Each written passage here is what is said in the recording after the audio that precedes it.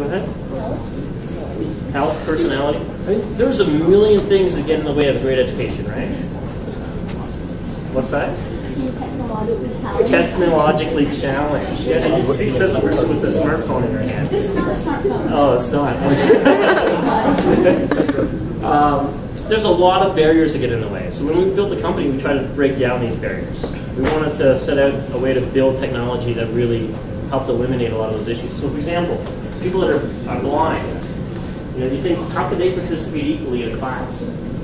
Well, in our system, they can actually read the content, participate just as equally as anybody else, because they can have screen readers reading it to them. They can navigate around, they can participate as equally as anyone else can. How many know in Ontario that sometimes kids are shipped 600 miles, or like, I don't even know how many kilometers that is, what is that, 900 kilometers away to participate in school. Like literally, parents keep saying, "Here, kids, I'll see you, you know, a few months later," and they go off to another, you know, city like Thunder Bay to take an education because the schooling system in their hometown is not adequate. You guys know that? So geography, someone mentioned that one here earlier, is another huge barrier that gets in the way of a great educational experience. You have to fix that. I recently went to the Amazon. How many know where the Amazon is? Yeah, you all know where the Amazon is? It's in the middle of the jungle in Brazil. And there I had the opportunity to actually see the school system in action in Brazil, in the Amazon. And these are school buses. I'm serious. Like, school buses in the Amazon are boats that go up and down the river, picking up the kids along the river. Isn't that cool? I just never thought of it. And they actually have to leave. They get to school late and they leave early. And you ask, why did the school get out at 2 o'clock in the afternoon?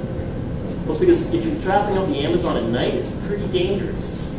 So they try to get the kids home before it gets dark. So these are things that get in the way of delivering an education experience.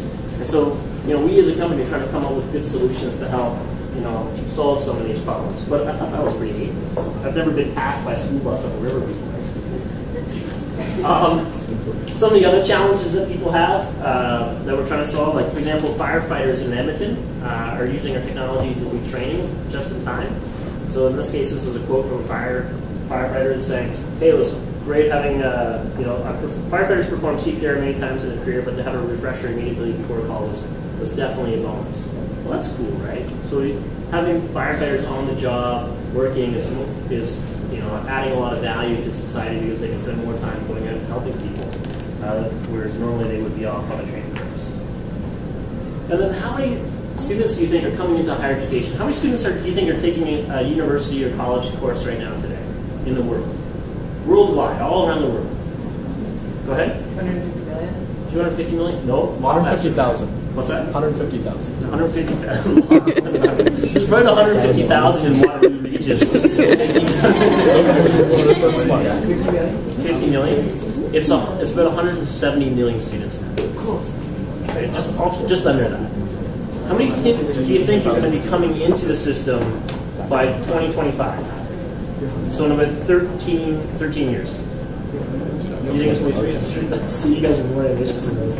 Go ahead. Next to everyone. Next to everyone. Oh, I hope, you know what, that would be awesome. Because that's not the case. Right now, most jobs require university or college. Yeah, I agree. That's not the case. It's going to be 100 million more, which is an amazing amount of growth, but it's not where it needs to be, right? Do you know why? How many kids do you think finish high school in Ontario? 80%. 80%. 80% is the answer, yeah. How many do you think it was like 6 years ago? 70%. 50. 12%. 68%. So 1 in 3 students in Ontario didn't graduate high school just 6 or 7 years ago. Now it's 1 in 5, and the goal is to get it down to 1 in 10. How many students do you think graduate high school in Brazil? 10%. It's 1 in 3. Right? There's 1 student in 3 finish high school in Brazil. How many students do you think can actually get into university that don't actually get into university? So they have the ability to pass the test. They can participate just like you would here in Canada, but don't actually get emitted. What do you think? Yeah, it's almost 10 million a year. There's huge problems in delivering a great educational experience all around the world. But you know, I love the ambition this guy has. You know, everyone should be able to participate, right? That's what you think in Canada, but that's not the way the world works. And so what we have to do as entrepreneurs is go out there and change how the world works. We have to solve these problems. If we're going to make society better, if we're going to improve how the world works, then we've got to go out and put in our energy to solve these problems. It just doesn't solve itself. No one just wakes up the next day and all of a sudden everyone's now able to do a university course. That's not how it works. We've got to be able to put in the energy and enthusiasm. And it's going to be like you guys that are going to be doing this. You're the next generation. You guys are going to be the leaders to take us into the future. And so that's about all I had to say.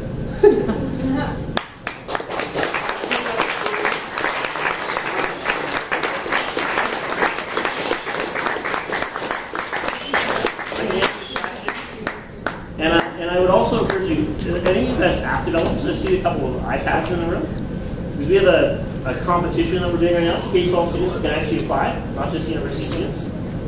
And the grand prize is $25,000 and a trip to San Diego. Can you teach us how to make that? If you want to apply to build some cool app that will have an impact on education. And then there's more details here on the website. So interesting opportunity. Hopefully we're going to see more of this from us in the future.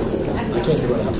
Okay, as we shift a bit here, and we find out who had the best sales pitch, I do want to remind you, we did have a presentation last week about how to do a good sales presentation. If you weren't available, I have the notes here. Come see staff.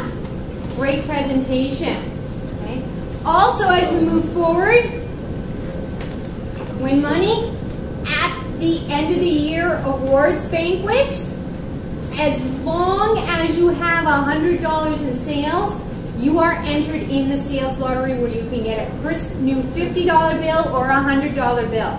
The more you sell, the more ballots you get. Okay? Also, you do need to be eligible for an award. $100 in sales and 80% in attendance. Okay? So, start with that and then go up from there. Okay? So I want to see that. Mr. Baker, who was the winner? Oh, the winner? Oh, I'm not picking the winner, am I? Oh, yeah. Who do you think? If you're I do actually want one of those and a wallet. No, this one. This one. So I have a desperate need for one of those. And a wallet. No. It's not going to fit on your card. Can we do a tie? Staff? Three-way I tie. need a shirt too. I need a shirt too. Oh my goodness. And you need cards. You'll definitely need cards.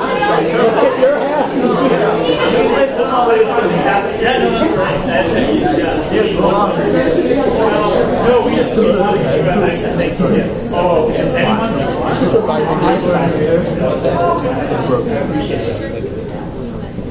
Oh, you should have. How about a t-shirt for each presenter that I picked, and then is there not? You guys want a t-shirt? Yeah. So we'll do the bag and the what else did I get? The bag? We have a wallet. This thing right here. And the rest of my this is amazing. I'll take a look at this up here. Do a even more bigger sales pitch. Okay, so we've got the bag, the wallet, Cards.